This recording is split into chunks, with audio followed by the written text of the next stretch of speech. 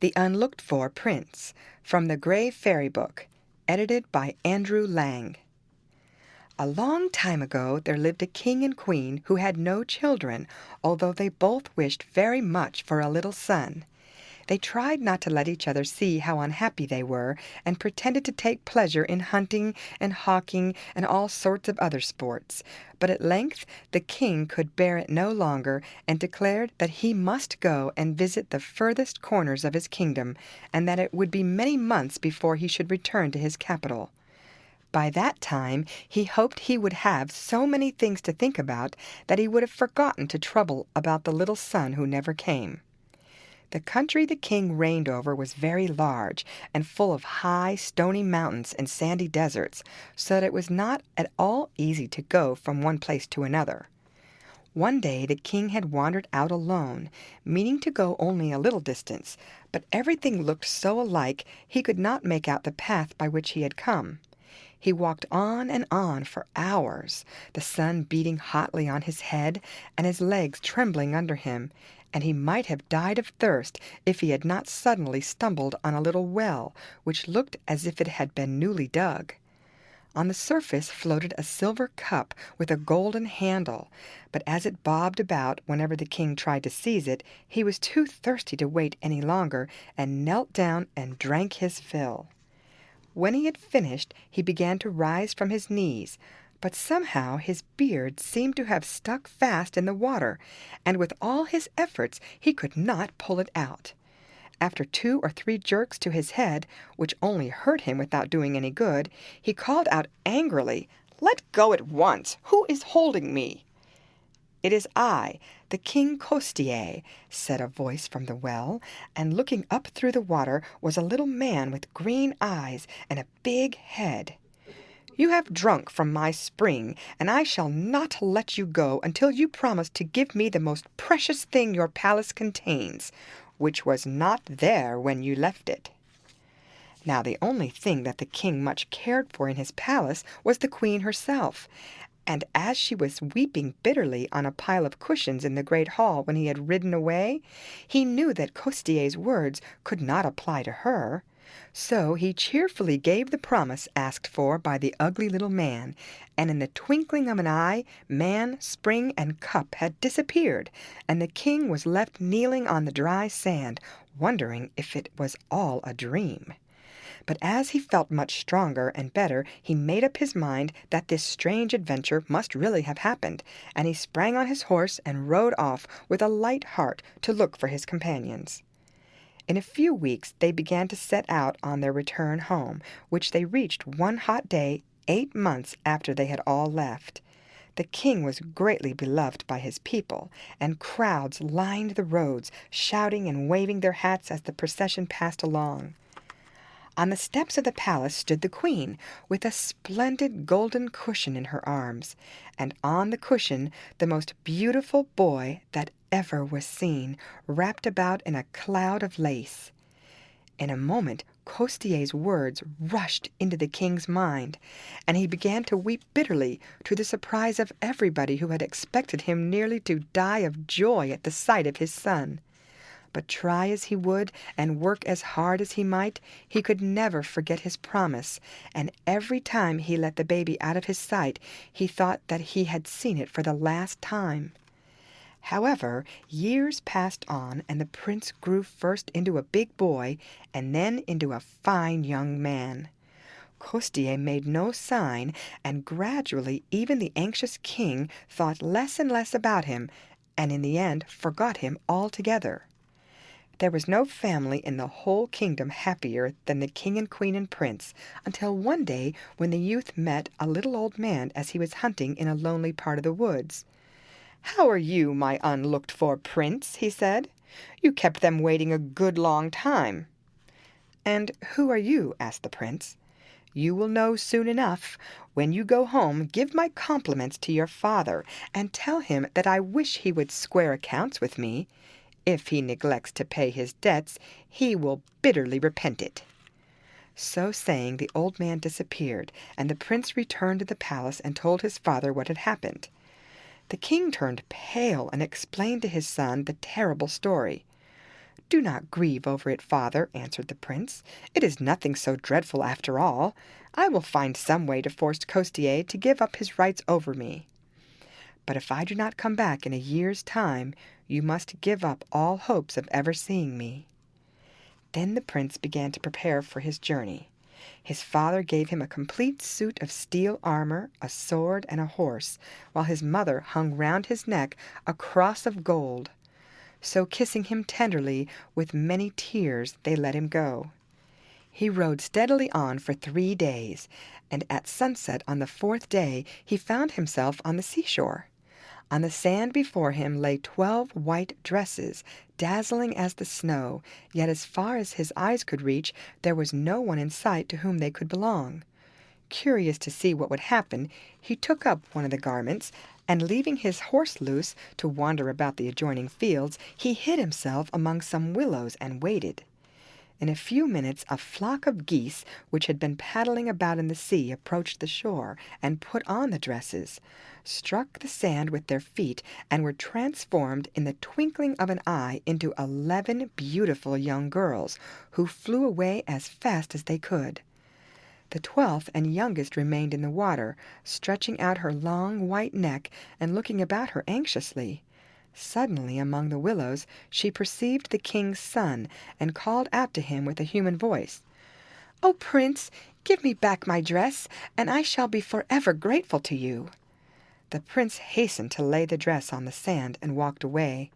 When the maiden had thrown off the goose skin and quickly put on her proper clothes, she came towards him, and he saw that none had ever seen or told of such beauty as hers. She blushed and held out her hand, saying to him in a soft voice, "I thank you, noble prince, for having granted my request. I am the youngest daughter of Costier the Immortal, who has 12 daughters and rules over the kingdoms under the earth. Long time my father has waited for you, and great is his anger. But trouble not yourself and fear nothing, only do as I bid you. When you see the King Costier, fall straightway upon your knees, and heed neither his threats nor his cry, but draw near to him boldly. That which will happen after you will know in time. Now let us go." At these words she struck the ground with her foot, and a gulf opened, down which they went right into the heart of the earth. In a short time they reached Costier's palace, which gives light, with a light brighter than the sun, to the dark kingdoms below. And the prince, as he had been bidden, entered boldly into the hall. Costier, with a shining crown upon his head, sat in the center upon a golden throne. His green eyes glittered like glass. His hands were as the claws of a crab. When he caught sight of the prince, he uttered piercing yells, which shook the walls of the palace. The prince took no notice, but continued his advance on his knees towards the throne. When he had almost reached it, the king broke out into a laugh and said, "It has been very lucky for you that you have been able to make me laugh. Stay with us in our underground empire, only first you will have to do 3 things.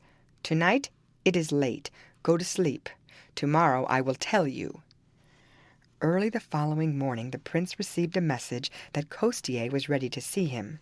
He got up and dressed, and hastened to the presence chamber, where the little king was seated on his throne. When the prince appeared, bowing low before him, Costier began, "Now, Prince, this is what you have to do. By tonight you must build me a marble palace, with windows of crystal and a roof of gold. It is to stand in the middle of a great park, full of streams and lakes. If you are able to build it, you shall be my friend. If not, off with your head." The prince listened in silence to this startling speech, and then, returning to his room, set himself to think about the certain death that awaited him.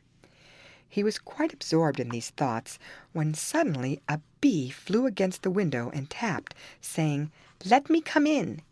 He rose and opened the window, and there stood before him the youngest princess. "What are you dreaming about, Prince?" "I was dreaming of your father, who has planned my death." "Fear nothing. You may sleep in peace, and tomorrow morning when you awake you will find the palace all ready." What she said she did, The next morning, when the prince left his room, he saw before him a palace more beautiful than his fancy had ever pictured. Costier, for his part, could hardly believe his eyes, and pondered deeply how it had got there. "Well, this time you have certainly won, but you are not going to be let off so easily. Tomorrow all my 12 daughters shall stand in a row before you, and if you cannot tell me which of them is the youngest, off goes your head." "What, not recognize the youngest princess?" said the prince to himself as he entered his room. "A likely story!" "It is such a difficult matter that you will never be able to do it without my help," replied the bee, who was buzzing about the ceiling. "We are all so exactly alike that even our father scarcely knows the difference between us." "Then what must I do?" "This. The youngest is she who will have a ladybird on her eyelid. Be very careful. Now, goodbye." Next morning King Costier again sent for the prince. The young princesses were all drawn up in a row, dressed precisely in the same manner, and with their eyes all cast down. As the prince looked at them, he was amazed at their likeness. Twice he walked along the line without being able to detect the sign agreed upon. The third time his heart beat fast at the sight of a tiny speck upon the eyelid of one of the girls. "This one is the youngest," he said. "How in the world did you guess?" cried Costier in a fury. "There is some jugglery about it. But you are not going to escape me so easily. In 3 hours you shall come here and give me another proof of your cleverness. I shall set alight a handful of straw, and before it is burnt up you will have turned it into a pair of boots. If not, off goes your head." So the prince returned sadly into his room, but the bee was there before him. "Why do you look so melancholy, my handsome prince?" "How can I help looking melancholy when your father has ordered me to make him a pair of boots? Does he take me for a shoemaker?" "What do you think of doing?" "Not of making boots, at any rate. I am not afraid of death. One can only die once, after all." "No, prince, you shall not die. I will try to save you, and we will fly together or die together."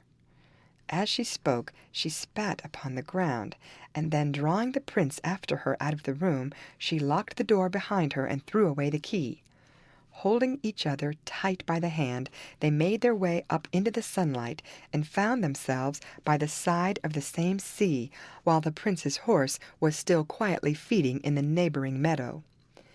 The moment he saw his master, the horse whinnied and galloped towards him. Without losing an instant, the prince sprang into the saddle, swung the princess behind him, and away they went like an arrow from a bow.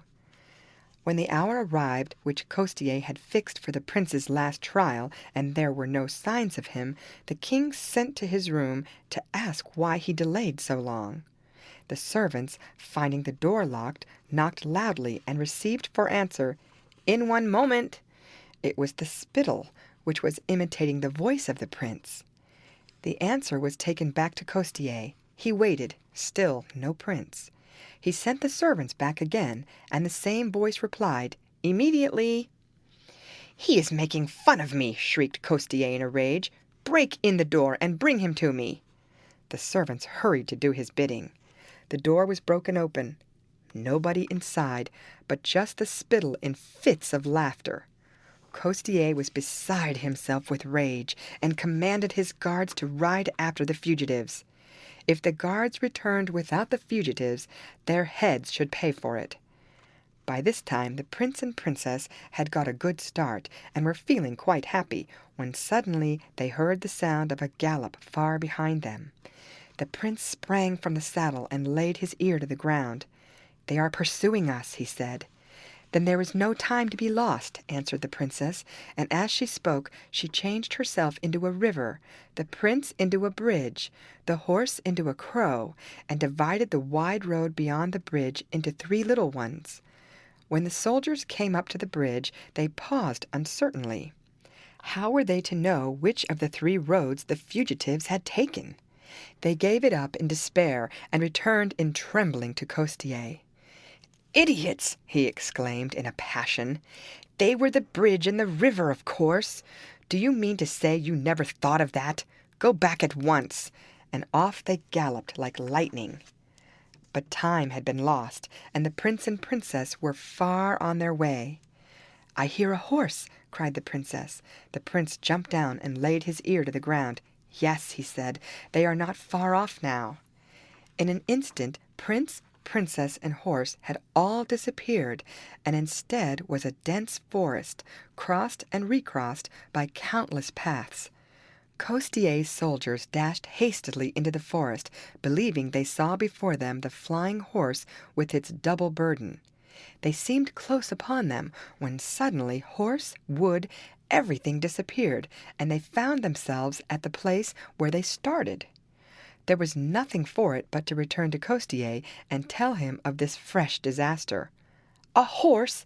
A horse!" cried the king. "I will go after them myself. This time they shall not escape." And he galloped off, foaming with anger. "I think I hear someone pursuing us," said the princess. "Yes, so do I." And this time it is Costier himself. But his power only reaches as far as the first church, and he can go no farther. "Give me your golden cross." So the prince unfastened the cross, which was his mother's gift, and the princess hastily changed herself into a church, the prince into a priest, and the horse into a belfry. It was hardly done when Costier came up. "Greeting, monk. Have you seen some travelers on horseback pass this way?" "Yes, the prince and Costier's daughter have just gone by. They have entered the church, and told me to give you their greetings if I met you." Then Costier knew that he had been hopelessly beaten, and the prince and princess continued their journey without any more adventures. The end.